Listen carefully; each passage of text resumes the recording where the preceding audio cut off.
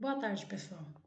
Para essa semana, como vocês devem já ter visto no material que estava disposto na semana passada, o que trataríamos agora seria sobre a lei de Coulomb, ok? Vimos até a última semana que corpos de sinais contrários se atraem e cargas de sinais iguais se repelem, ok?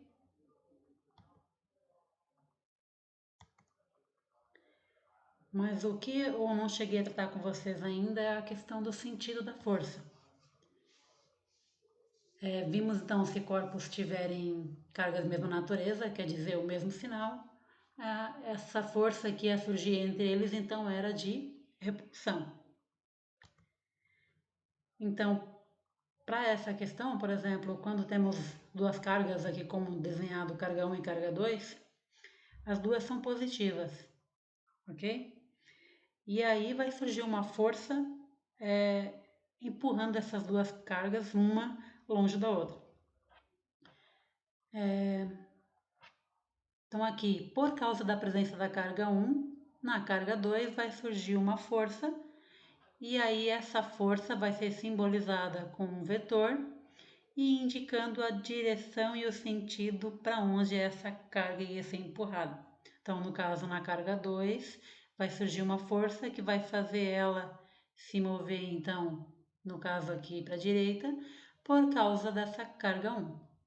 Já na carga 1, vai surgir uma força sobre ela, empurrando ela para a esquerda, por causa da presença da carga 2. Se tivéssemos cargas negativas, e as duas negativas, seria a mesma questão. Então, teríamos, por causa da presença da carga 1, uma força em carga 2, fazendo com que ela se deslocasse para a direita. E na carga 1, vai surgir uma força fazendo se deslocar então para a esquerda, para longe da carga 2. Seria uma força de repulsão entre elas, e esse sentido vai ser representado por um vetor, indicando direção e sentido para onde ela vai. É comum também utilizar os sinais positivos e negativos, no caso aqui seria uma força positiva e aqui uma força negativa, para indicar um sentido, da mesma forma que vocês trabalham com o plano cartesiano, então indicando direita e esquerda a partir de um sinal. Mas aqui seria apenas para representação, tá? Não é a força maior e a força menor, só para indicar um sentido, certo? Se temos então cargas de sinais contrários, essa força entre elas será de atração, e aí também posso representar por um vetor. Nesse caso, como a carga 1 é positiva e a carga 2 é negativa, entre elas vai surgir uma força de atração. E essa força que vai aparecer aqui sobre a carga 1 vai ser para a direita, em direção à carga 2, porque está sentindo atraída por ela. E na carga 2 vai surgir uma força, que aqui está como negativo representado, só para indicar o sentido, que ela viria então para a esquerda, em direção à carga 1, e elas iriam então se unir, por ter uma força de atração. Se elas tivessem liberdade para se mover, iriam uma de encontro à outra. Então, esse vetor é só para indicar a direção e o sentido para onde vai mover, caso estiver livre. É onde está sendo aplicada a força. Como um móvel, que quando vocês viam o conteúdo do primeiro ano, indicando aonde aplicava força no objeto, para onde que ele se deslocava. É a mesma ideia, certo? Mas agora aqui, só para entender a questão da lei de Coulomb, o que ela está pegando, o que a gente vai calcular, como é que a gente vai trabalhar, o que define, o que quer dizer a lei de Coulomb. Essa lei de Coulomb, ela vai dizer para a gente qual que é o valor dessa força que vai aparecer entre essas cargas. E o bacana é que a lei descrita no português, vamos colocar dessa forma, ela está representando a equação, basicamente. Aí, para quem tem um bom domínio matemático, na hora que lê a lei, fizer a leitura dela, já vai entender claramente o que ela quer dizer. Então, temos aqui que pela lei de Coulomb, como ele chegou nesse valor então da força, ele disse que o módulo da força, quer dizer, o valor dessa força, não importa se é positiva ou negativa, de interação entre duas cargas elétricas pontiformes Q1 e Q2, é diretamente proporcional ao produto dos valores absolutos, ou os módulos das duas cargas, e inversamente proporcional ao quadrado da distância que separa elas entre elas. Não se apavorem com esse texto, porque esse texto falaremos muito dele ao longo dessa semana e da próxima. Vai ficar bem claro para vocês na hora que olharmos para a equação. Então, diz que o módulo da força é diretamente proporcional, diretamente proporcional ao produto dos valores absolutos, quer dizer, dos módulos das duas cargas. Então, o produto, lembrem que produto quer dizer o que ainda? A multiplicação entre os valores, certo? Então, o resultado, esse resultado é o produto. Então, multiplicando o valor das cargas, a gente terá um valor. E essa força depende diretamente destas cargas, desse produto de cargas. Então, se a gente aumentar o valor da carga, teremos, por consequência, um aumento no valor da força. Quanto maior a carga, maior a força. Quanto menor a carga, menor a força. É tranquilo. E inversamente proporcional ao quadrado da distância. O que quer dizer agora, ao invés de direto, inversamente? Quer dizer que é o contrário. Quanto menor a distância, maior a força, e quanto maior a distância, menor será a força. É o contrário da relação das cargas. Vamos para a equação que a gente já vai entender. Então aqui eu tenho duas cargas, Q1 e Q2, carguinhas pontiformes quaisquer. Lembrando que pontiforme é só para dizer que essa carga ela é pequena, menor que o tamanho dela é menor do que a distância entre as cargas e não vamos levar em conta o tamanho delas. Vamos fingir que seria só um ponto. Pontiforme vem de ponto, forma de um ponto. E aí entre elas tem uma distância. E dependendo do sinal dela, se for de mesmo sinal ou sinais diferentes, depende da natureza da carga, vai surgir uma força. Então aqui, como temos uma bola vermelha e uma bola verde, temos carga de sinais diferentes. Sobre a carga 2 vai aparecer uma força puxando ela para a esquerda, porque Q1 está puxando ela. Sobre a carga Q1 também vai aparecer uma força puxando ela para a direita, porque Q2 está puxando ela, certo? E essa multiplicação, essas duas forças juntas, na prática, será para a gente a nossa força elétrica. Então, o produto disso é o que vai nos importar, porque teremos que trabalhar com essas duas forças ao mesmo tempo. As duas vão trabalhar em associação. Então, essa lei de Coulomb, a equação vai ficar nesse formato. Essa força que vai aparecer vai ser igual ao K vezes o módulo. Lembrem desse traço aqui, essa linha reta aqui que está englobando as cargas, indica o módulo, quer dizer que não importa o sinal, se positivo ou negativo, importa só o valor, vezes o produto das cargas e dividido pela distância ao quadrado. Aqui tem aquela questão da proporcionalidade. Então, como as cargas estão no numerador, essa força é proporcional diretamente ao produto entre as cargas e vai ser inversamente, por isso que está no denominador a distância, inversamente proporcional ao quadrado da distância. Então, aquela lei que vimos no slide anterior, aquele texto fica bem fácil de entender quando trabalhamos diretamente com os números. Então, a força vai ser proporcional ao produto entre as cargas, lembrando que importa é o módulo, então não importa o sinal, e vai ser inversamente proporcional ao quadrado da distância, quer dizer, a distância ao quadrado. Importante para nós, então, essa força vai ser a força elétrica, medida em Newton. Essas cargas, Q1 e Q2, são as cargas pontiformes, medidas em Coulomb. Lembrando que vamos levar em conta só a carga dela, sem levar em conta o tamanho dessa carga. E essa distância vai ser a distância entre as cargas, medida em metros, obrigatoriamente. E esse K é a constante eletrostática do meio. Professora, o que é essa constante? Vamos lá.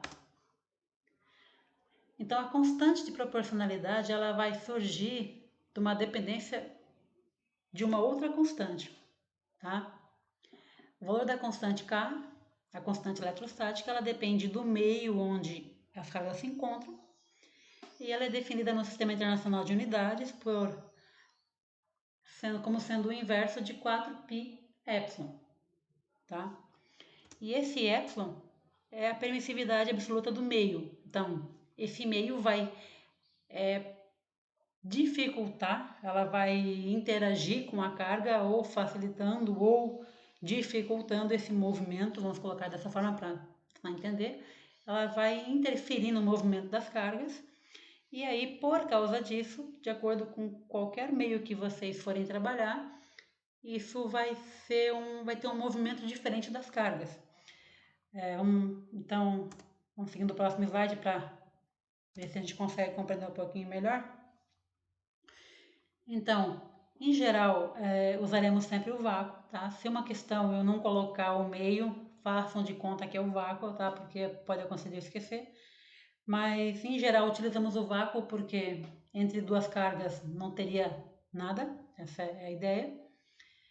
E aí, o valor da constante para o vácuo, então, lembrando que a constante de permissividade do vácuo, então, é esse valor ali de epsilon zero, jogando na equação, pegando 1 e dividindo por 4π vezes o valor da epsilon zero ali, do valor da constante do vácuo, chegaremos para o valor de K0, nossa constante também aqui de eletrostática do meio, esse valor aqui, 9 vezes 10 elevado a nona potência.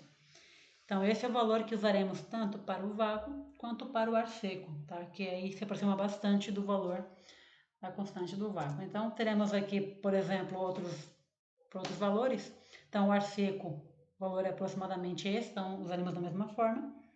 Para a água já é um valor diferente, benzeno um valor diferente, petróleo um valor diferente, etanol um valor diferente, tá? Isso para entendermos por que tem esse valor diferente de acordo com o meio. Pense dessa forma: se vocês forem correr em um ambiente que o piso é muito bom, você consegue pegar uma certa velocidade. Agora, se você for correr na praia, onde você vai ter o atrito já com a areia, você não vai conseguir a mesma velocidade. Se você tiver um ambiente com vento ou sem vento, você também vai ter variação na sua velocidade. Se você for dentro da piscina, por exemplo, tentar se deslocar, também vai ter uma resistência da água influenciando a sua velocidade de deslocamento. Então, para a carga também, se a carga for se movimentar devido a uma força que vai surgir sobre ela, ela vai ter uma resistência do meio que vai afetar e esse é o valor da nossa constante na nossa conta, tá? Então, mas em geral usarei sempre o valor do vácuo, então esse valor de 9 vezes 10 na nona potência, mas caso for utilizar de outro, a gente pode pegar na pesquisa, na tabela aqui, trabalhar, ou então podemos calcular desde que a questão dê todos os outros valores, ok? Uma coisa importante é se formos analisar um pouquinho o gráfico, que é criado a partir da distância das cargas ali de quaisquer que estão próximas, estão interagindo.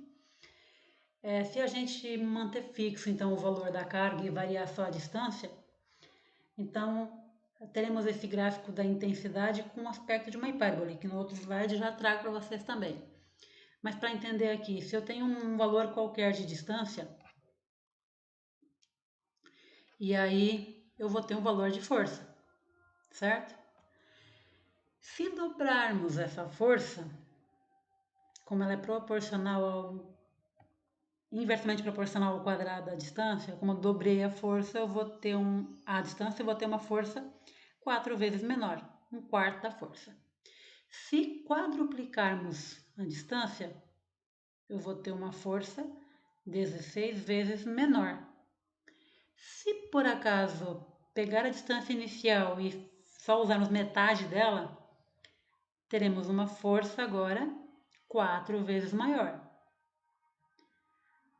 Se por acaso pegarmos só um quarto da distância original, diminuirmos essa distância, então teremos uma força 16 vezes maior. Ok? Então, jogando para um gráfico aqui, partindo então de uma distância bem pequena, eu vou ter uma força então de 16 vezes maior do que um padrão, como tem um valor qualquer aqui, de D. Se for metade, eu vou ter 4 vezes maior. Para uma distância, como eu peguei como padrão ali, eu vou ter um valor de F padrão.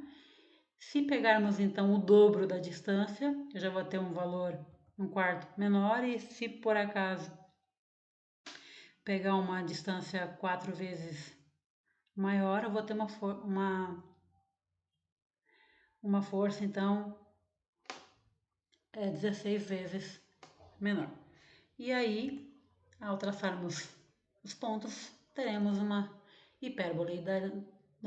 Vai ter então como consequência que essa força vai ser proporcional, então, ao inverso da distância ao quadrado. Então, quanto maior a distância, menor a força, e quanto menor a distância, maior essa força. Sempre o contrário, porque é o inverso. Ok? Aí uma questão que muitos livros trazem para vocês é uma comparação entre a lei de Coulomb e a lei da gravitação universal. Como duas cargas elas podem se atrair, é a mesma ideia que usamos para astros, por exemplo, ou para outro objeto pela atração da gravidade. Por exemplo, a Terra e a Lua também podem se atrair. E aí a equação da lei de Coulomb ela é bem similar da lei da gravitação universal, que vocês devem ter visto no primeiro ano. E aí então, para a lei de Coulomb, temos que a força é igual a constante eletrostática vezes carga 1 vezes carga 2 dividido pela distância ao quadrado. E para a lei da gravitação universal, é uma equação similar. E essa força gravitacional que vai surgir entre dois corpos vai ter uma constante gravitacional, que depende do universo, aí como um todo tem um valor tabelado para constante, vezes o valor das massas. Por exemplo, poderíamos usar o Sol e a Terra, a massa do Sol vezes a massa da Terra, e dividirmos então pela distância entre esses dois objetos ao quadrado. É o mesmo padrão de equação. O que temos que cuidar é o seguinte: a força elétrica, então, que vai aparecer entre duas cargas, elas podem ser tanto de atração ou de repulsão. E quando for de atração, em geral, alguns materiais aí trazem ela simbolizando negativa para dizer que está preso a outro objeto, ou de repulsão e aí usa como um valor positivo. Também acontece isso para quando você estuda o nível de energia de um átomo para cada subnível. E já para uma força gravitacional, a força então ela será só de atração, diferente da de Coulomb, que tem atração e repulsão, mas para fins de cálculo, a parte matemática é bem similar, bem parecida. Ok, pessoal? Então, vou fazer outro vídeo agora em separado com 2 exemplos resolvidos para que vocês depois possam fazer as outras atividades aí que programei para a semana. Tentem fazer as atividades quanto antes aí para poder já tirando as dúvidas. E na próxima semana, então, eu posto para vocês aqui a correção da atividade para vocês tirarem eventuais dúvidas na resolução, mas na hora que forem fazer durante a semana e tiver alguma dificuldade, pode me procurar, certo? Bom final de semana para vocês. Tchau, tchau.